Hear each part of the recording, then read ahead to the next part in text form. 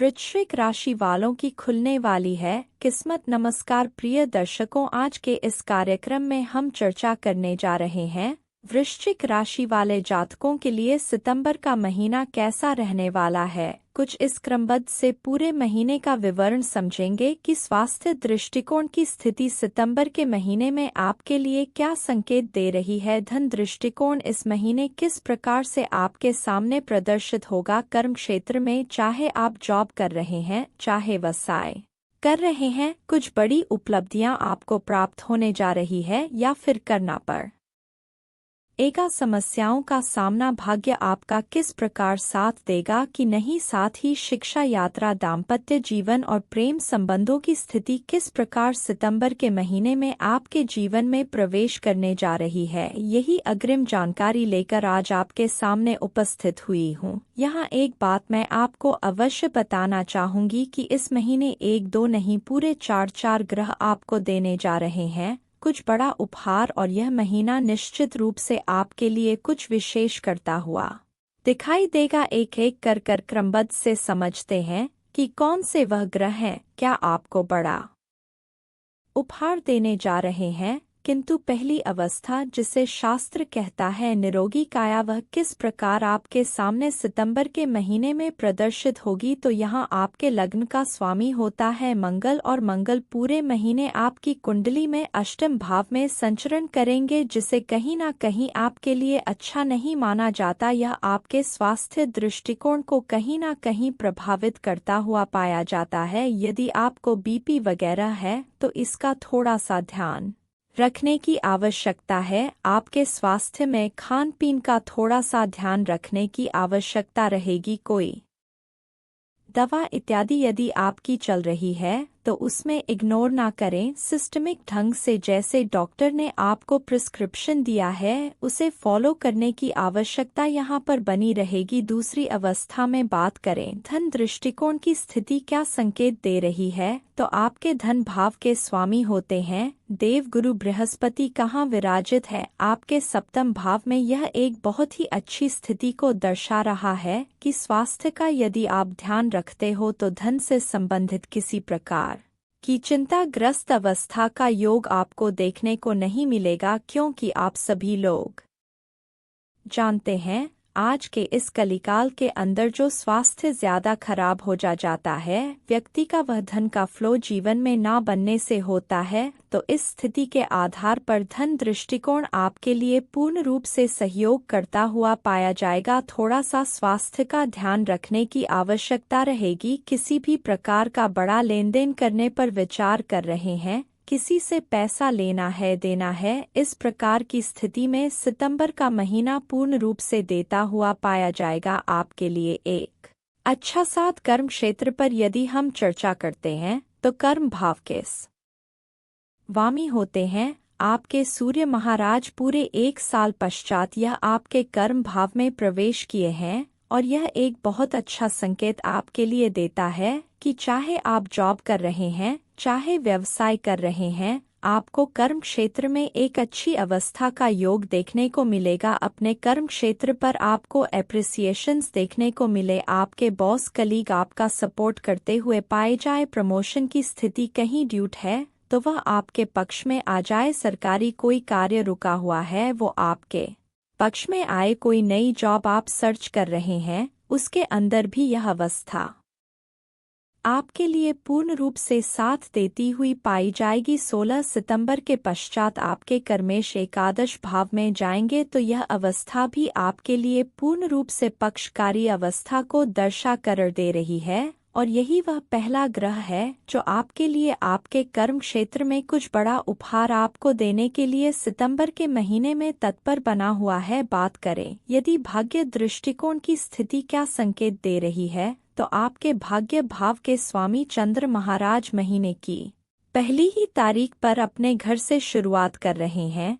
और यह एक संकेत है कि आपको कर्म क्षेत्र में धन दृष्टिकोण में किसी भी प्रकार का कार्य जिस पर आप बहुत दिनों से प्रयास कर रहे हैं कि शायद अब यह पूर्ण हो जाए। उसमें जो रुकावटें देखने को मिल रही थी उस समय सितंबर का महीना भाग्य का साथ जोड़ता हुआ उन कार्यों को पूर्ण अवश्य रूप से करता हुआ दिखाई देगा। यात्रा दृष्टिकोण पर यदि हम चर्चा करते हैं तो यात्रा भाव आपका यह होता है और यात्रा भाव के स्वामी शुक्र महाराज आपके एकादश भाव में नीच के होकर बैठे हैं। कब तक रहेंगे तो 18 सितंबर तक यदि आप कोई व्यापारिक यात्रा कर रहे हैं तो मेरा सजेशन आपको रहेगा 18 सितंबर के बाद की प्लानिंग कीजिए। इसमें आपके सफलता के योग बहुत अच्छे बनकर आते हैं। अगर आप भौतिक सुखों को अर्जित करने वाली भी कोई यात्रा कर रहे हैं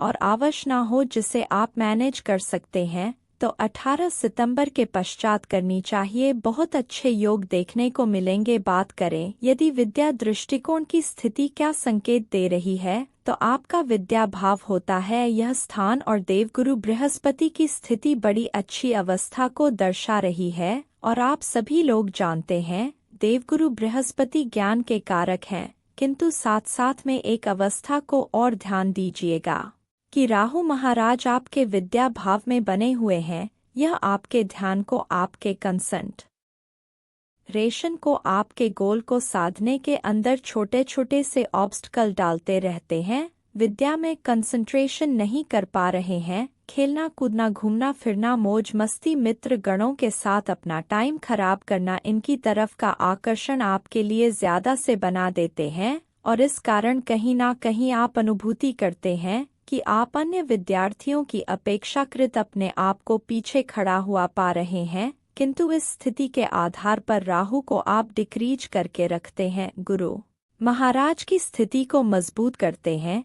यह आपको कंपटीशन में भी सफलता का योग बनाएंगे और हायर एजुकेशन को भी पूर्ण रूप से आपके पक्ष में बनाते हैं। क्या करना चाहिए यदि आप एक विद्यार्थी हैं या फिर माता पिता है और अपनी संतान के करियर से विद्या से संबंधित चिंतागुंता सा प्रयोजन कीजिए। चीटी नगरा करना रोजाना प्रार कर दीजिए। थोड़ा सा आटा लिया, उसमें 1 चम्मच काला तिल 1 चम्मच शक्कर मिलाकर कागज की पुड़िया बनाकर इसे घर से 10,050 कदम की दूरी पर जाकर कोई भी पेड़ हो वहां खोलकर डालना चालू कीजिए। राहु शांति की एक बड़ी अच्छी अवस्था को दर्शा कर देता है। विद्यार्थी यदि आप हैं तो अपनी विद्या की स्थिति में जब भी पढ़ाई करने बैठते हैं आपका फेस या तो ईस्ट में या नॉर्थ में रखें, बहुत अच्छा है। और अपनी विद्या की टेबल के ऊपर येलो कलर का कोई मैट चद्दर कपड़ा ऐसा कुछ लगाकर रखिए। एक बड़ी अच्छी अवस्था बनकर आपके सामने प्रदर्शित होगी। दाम्पत्य जीवन पर यदि हम चर्चा करते हैं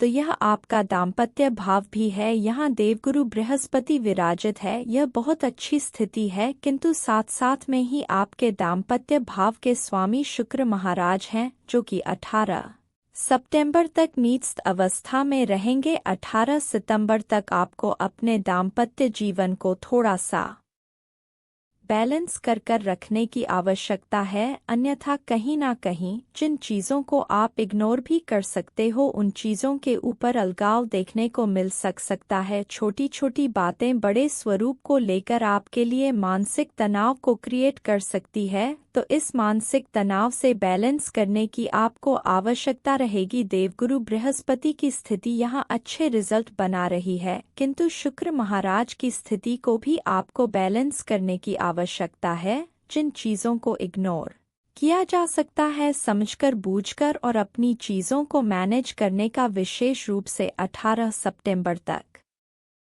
आपको प्रयास करना होगा। प्रेम संबंधों पर यदि हम चर्चा करते हैं तो यह आपका प्रेम भाव भी होता। देवगुरु बृहस्पति की स्थिति आपके लिए अच्छी बनी हुई है, रिलेशन की स्थिति का योग अच्छा रहेगा। किंतु राहु महाराज पंचम भाव में बने हुए हैं। आपकी ओवर एक्सपेक्टेशन, बिना फिजूल में हक जताना, डाउट करना, यह आपके रिलेशन को खराब कर सकता है, तो इस पर भी आपको ध्यान देने की आवश्यकता रहेगी। बात करें यदि शुभ रंग, शुभ अंक और शुभ दिवस की तो इस महीने आपके लिए शुभ रंग की यदि हम चर्चा करते हैं सफ़ेद रंग, लाल रंग और पीले रंग का जितना ज़्यादा आप खाना पहनना आसपास के वातावरण में प्रयोजन में लाते हैं यह एक बड़ी अच्छी अवस्था आपके लिए बनाकर देगा। शुभ दिवस जिसका पालन कर कर आप अपने किसी भी कार्य में बहुत अच्छी परसेंटेज को प्राप्त कर सकते हैं। सफल होने हेतु कोई भी बड़ा कार्य कर रहे हैं, प्रयास कीजिए रविवार, सोमवार और साथ में ही गुरुवार के दिन करें। इसमें आपको सफलता की परसेंटेज में वृद्धि होते हुए अवश्य दिखाई देगी। शुभ अंक की यदि हम चर्चा करते हैं